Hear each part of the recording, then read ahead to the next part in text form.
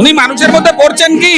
উনি যদি মানুষের মধ্যে পড়েন তাহলে তিনি ওই মাত্র 30% লোককে নিয়ে এত তোষণ তিনি করতেন না। সন্তদের কাছে কোনো পলিটিক্স নেই। সন্তর কাছে সন্তর ভাবে যে আসবে তাকে সবসময় আমরা আনন্দময় রাখার চেষ্টা করব। সে যেই হোক, সিপিএম হোক, কংগ্রেস হোক, বিজেপি হোক, তৃণমূল হোক, রামময় তাকে হতে হবে। যে রামের, রাম তার। উনি তো ভীতু, উনি তো হিন্দু নয়, উনি তো বেগম, তাই ডাইনি এবং বেগম, তাই উনি ভর পায়। ওনার আগামী দিনে 4 তারিখে উনি গর্তের মধ্যে ঢুকে যাবে। ভূত ভূত জানেন তো রাম নামে ভয় পায়, তো উনি তো পেতনি ডাইনি, তার জন্য রাম নামে ভয় পায়। ফিরাদ হাকিম পাগল হয়ে গেছে, উল্টো উল্টো বকছে, পাগল হয়ে গেছে, ও পুরো পাগল।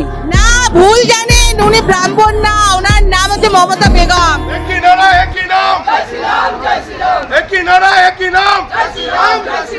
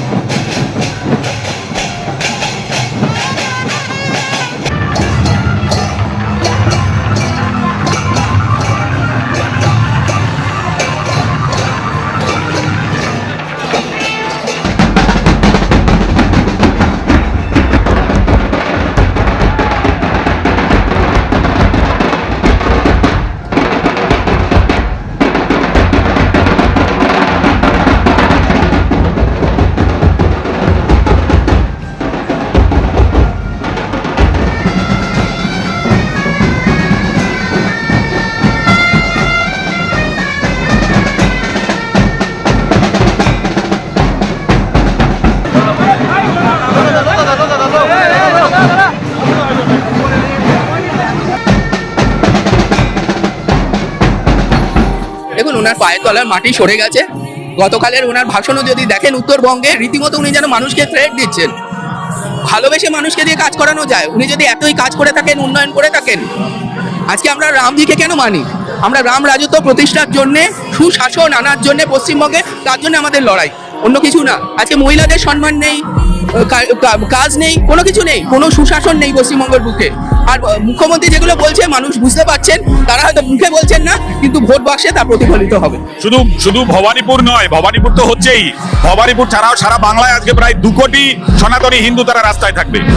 কারণ বাঙালি প্রত্যেকের মনে যে রাম আছে, সেটা আপনারা 2026-এর নির্বাচনে দেখতে পাবেন। 500 বছরের প্রতীক্ষার অবসান যখন হয়েছে, অযোধ্যায় রাম মন্দির হয়েছে, তাই সারা ভারতবর্ষে রাম রাজ্য প্রতিষ্ঠা হবে, এটা শুধু সময়ের অপেক্ষা। আমি সব এক আছে, আমার বাবা দাদা पहले हिंदू ছিল, कन्वर्ट করেছে।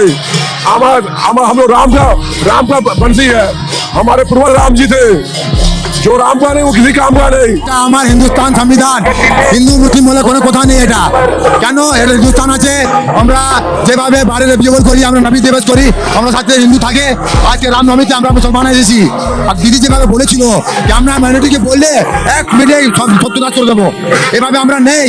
যে ছিল রোহিঙ্গা, বাংলাদেশ ছিল, সেইকে নিয়ে দিদি চলছিল। আমরা রাষ্ট্র মুসলমান, এখানকে হিন্দু ভাই, আমার হিন্দু ভাই, ওই জন্য আমরা রামনবমী করতে নেমেছি। আর প্রুফ করছি আমরা কি আমরা হিন্দু ভাই, মুসলমান ভাই, সব ভাই ভাই আমরা। দেখুন, এই ভবানীপুরে রামনবমী শোভাযাত্রা প্রতি বছরই হয়। এবারে আমাদের প্রার্থী উনি শুভেন্দুদা, ওই জন্য এখানে উনি যোগদান করেছেন। এবং আমরা চাই এই ভবানীপুর, যেখানে শ্যামাপ্রসাদ মুখার্জির বাড়ি, শ্যামাপ্রসাদ মুখার্জি যিনি জনসংঘের প্রতিষ্ঠাতা, পরবর্তী সময়ে যেটা ভারতীয় জনতা পার্টি হিসেবে প্রতিষ্ঠিত হয়েছে, এই ভবানীপুর যদি আমরা জিততে পারি এবং আমরা জেতার লক্ষ্যে এগিয়ে যাচ্ছি, তাহলে শ্যামাপ্রসাদ দিকে এর থেকে ভালো উপহার আর কিছু হতে পারে না, সেটা আমরা দিতে চাই। হবে 200% হবে। মানুষ জেগেছে, আগামী দিন আপনারাও বুঝতে পারবেন। হিন্দু সংস্কৃতি, হিন্দু কালচারকে মুছে দেওয়ার জন্য বিভিন্ন সময়ে যেভাবে আক্রমণ করা হয়েছে সনাতন হিন্দুদের উপরে, তাতেও কিন্তু এই কালচার কেউ মোছাতে পারেনি। মমতা ব্যানার্জি তো কোথাকার কে, 3 বারের মুখ্যমন্ত্রী, এবারে উনি প্রাক্তন হয়ে যাচ্ছেন। তো যখন ওই পিপিলিকার পাখা গজায় মরিবার তরে, তো ওনার এখন সেই অবস্থা হয়েছে, উনি এখন মানসিকভাবে সুস্থ নেই। রাম তো সবার, রাম তো কারণ একার নয়, শুধু সনাতনীদের জন্য রাম নয়, রাম সবার। ওই জন্য বলে রামময় হয়ে যাও। যে রামের নয় রাম তার নয়। আমাদের মাননীয় তো বলেইছিলেন এক মিনিট লাগবে না, একদিন উনি হাত ছেড়ে দিলে আমাদের দয়া করে দেবেন, 1 মিনিট লাগবে না শেষ করতে একটা সম্প্রদায়কে। তো আমরাও আমাদের সম্প্রদায়টাকে দেখিয়ে দিচ্ছি কিরকম আমরা ভিড় করে একদিন রামনবমী মিছিল করতে পারি। আমরা যদি একত্রিত হই তাহলে অনেক কিছুই হয়ে যেতে পারে। তো একটাই কথা বলো, জয় শ্রীরাম। সনাতনীরা এক জায়গায় হওয়ার মানে দাঁড়ায় বাংলার বুকে সনাতনের আবার পুনর্জাগরণ হবে।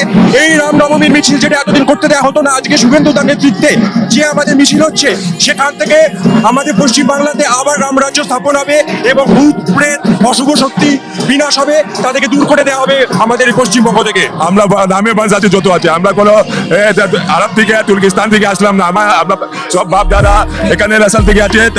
এই জন্য আমরা রামকে চাই, রামকে ভালোবাসি। রাম রাজে একটা ডেমোক্রেসি রাজ ছিল, সেকুলারিজম রাজ ছিল। আমার মনে হয় ওনার পরিবারেও হিন্দু কেউ ছিল, নিয়ে গেছেন তার পরিবারে, যেটুকুনি আমার কাছে খবর আছে। তো তিনিও কি দুর্ভাগা, তাই জন্য ওনার পরিবারে গেছেন। এই যে কথাগুলো উনি বলেন, এই যে সাম্প্রদায়িক উস্কানিমূলক মন্তব্য, এগুলো মুখ্যমন্ত্রী এবং তার আশেপাশে তার যার নেতারা উনি বলেন, তার চেলা চামুন্ডারা এটা বরাবরই করে যাচ্ছে এবং এটা উনি ফল বুঝতে পারবেন এবার ভোটে। সেটা ওনার মনে হয়েছে, কিন্তু যারা হিন্দু ধর্ম নিয়ে জন্মগ্রহণ করেছেন তাদের কারো মনে হয়নি যে তারা দুর্ভাগা। কারণ যখন যে ধর্ম বিপন্ন হয়ে যায়, ওনার ধর্ম আজকে বিপন্ন, মুসলিম ধর্ম আজকে বিপন্ন। তাই কলকাতার মেয়র আজকে তিনি এখানে দাঁড়িয়ে বলছেন মিনি পাকিস্তান, এখানে দাঁড়িয়ে তিনি বলছেন যারা হিন্দু ধর্মে জন্ম করেছেন তারা দুর্ভাগা বা ঠিক আছে। ওনার ধর্ম নিয়ে ওনাকে চিন্তা করতে বলুন, হিন্দু ধর্ম নিয়ে ওনাকে চিন্তা করতে হবে না। উনি ভারতবর্ষের ইতিহাসটা ঘেটে দেখুক, দেখবেন সব কিছু পেয়ে যাবেন উনি, যে কে হতভাগা আর কে ভাগ্যবান। ভারতের ইতিহাসকে ঘাটতে হবে। হ্যাঁ, যে কথাটা আপনি বললেন, যার নামে আপনি বললেন, ভারতের ইতিহাসকে ঘাটতে হবে। ভারত হচ্ছে দেবভূমি, ঋষিদের সাধনার দ্বারায় দেবতারা জন্ম নিয়ে ভারতবর্ষের বুকে। আমরা তো ছোটবেলা শুনেছিলাম রাম নাম বলে ভূত পিশাচ অশুভ শক্তিরা ভয় পায়। তাহলে এখান থেকে আপনারা বুঝে নিন যে রাম নাম বলে উনি কেন ভয় পাচ্ছেন। এই যে উস্কানিমূলক কথাবার্তা বা থ্রেট দিয়ে মানুষকে দেখে নেবেন, পোস্টার দিয়ে বলতে হবে এটা করবেন না ওটা করবেন না, এগুলো কি? উনি তো ভালোভাবেও মানুষকে বুঝিয়ে অ্যাপিল করতে পারেন মানুষের কাছে, সেটা না করে এরকম থ্রেট দেওয়ার মানেটা কি? মমতা বন্দ্যোপাধ্যায়কে শুধু একটাই বলার, 2026-এর নির্বাচন তৃণমূলের বিসর্জন। শুভেন্দু অধিকারী গতবার নন্দীগ্রামে হারিয়েছেন, 1-0-তে এগিয়ে আছেন, এবার 2-0। সুতরাং মমতা ব্যানার্জিকে এখন প্রাক্তন মুখ্যমন্ত্রী বলা শুরু করুন আপনারা।